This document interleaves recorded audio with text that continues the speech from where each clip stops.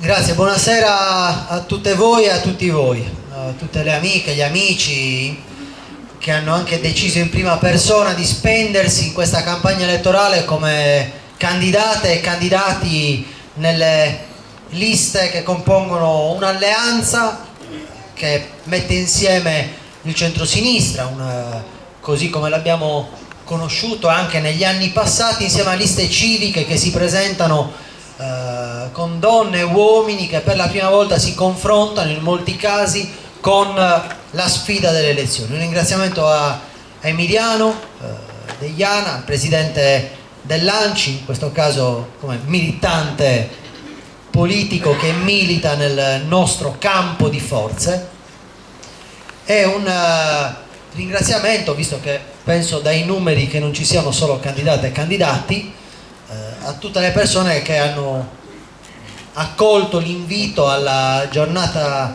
odierna, che è la presentazione delle liste.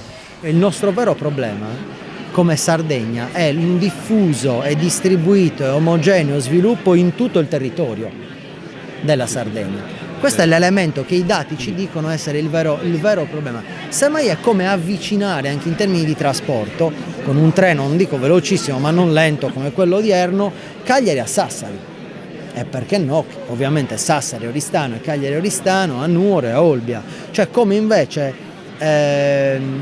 stiamo insieme per creare ognuno in relazione alle vocazioni del territorio una parte importante di sviluppo. L'altro aspetto è che la sfida non è tra noi, è con gli altri, cioè coloro che stanno fuori dal territorio sardo, nel resto del continente europeo e nel resto del mondo.